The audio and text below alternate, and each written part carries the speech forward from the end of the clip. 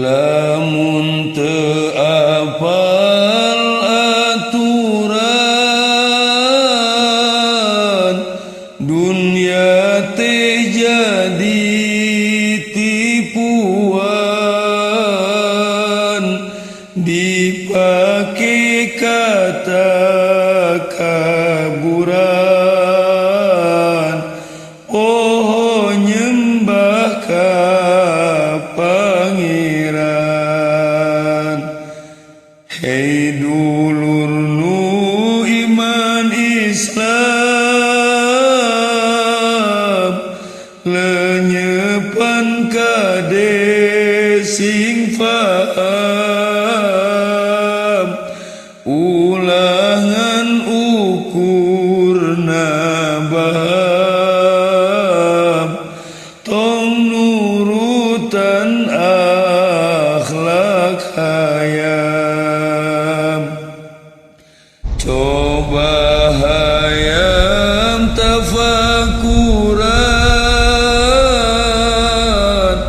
di mana we nu ngauran sok ngabintih babaturan sabab teu boga pikiran. Hei dulur anu kiwari sing nyarahkan diri anu ngaku boga ciri ulah hirup kawas meri. Coba meri tafakuran luhur cai koko jayan teu apal dasar lautan ukur di sadawek-wekan. Jaga iman pada kade urang sing waspada setan teu eureun ngagoda ngarah urang siga kuda. Coba kuda tafakuran digawekeun di pecutan hasil ukur kabagean jukut huut nu dihakan. Sabab eta mahayawan anu teu boga pikiran asal sebebarang akan teu apal nyembah pangeran. Sanajan kitu teu salah sabab teu wajib ibadah hukum moal ngulah-ngulah moal dihisab dibarjah. Pantas kitu nate sato kade tong dialap contoh tekaok dibuka panto hayam sok ngacak boboko urang kudu hati-hati ngejaga iman ka Gusti kudu yakin dina ati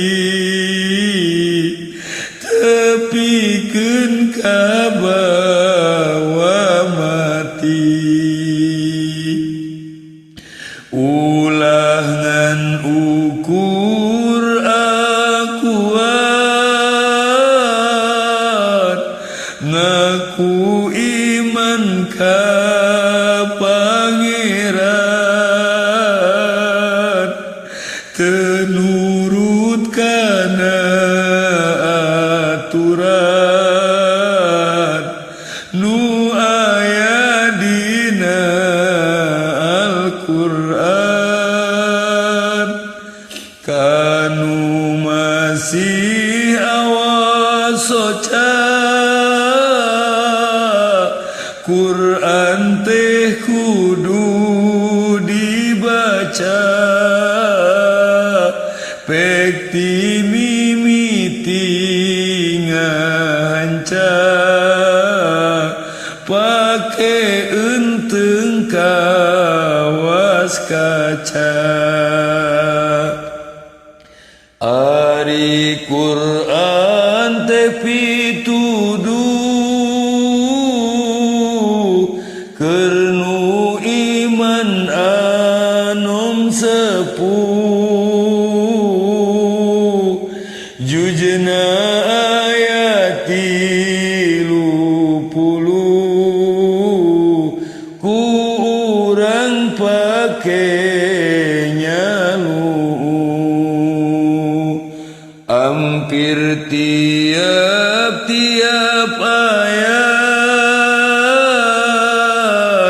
tuduh bener tong maksiat kalayan seriwayat ancaman utara ibadat ari Quran teh bacaan eta wahyu ti Pangeran anu nampi nabi pisan anu pangsaena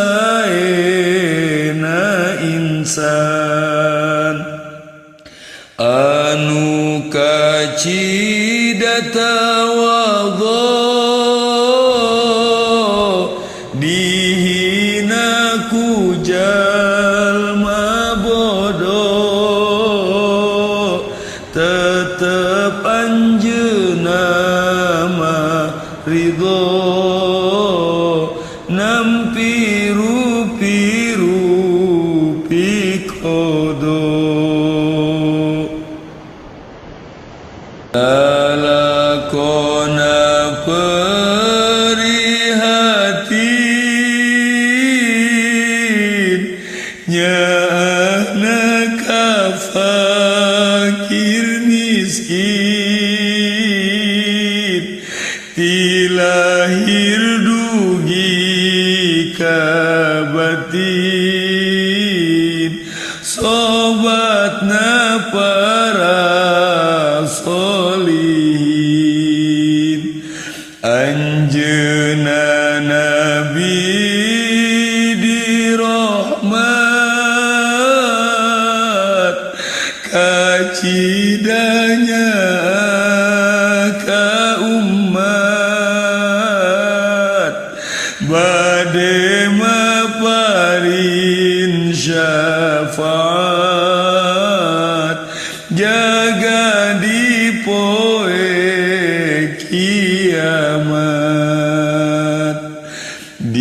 dina perjuanganana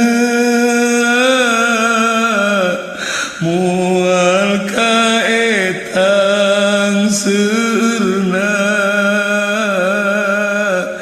geuning dugi ka ayeuna manfaat sateterasna. Allahumma salli wa sallim wa barik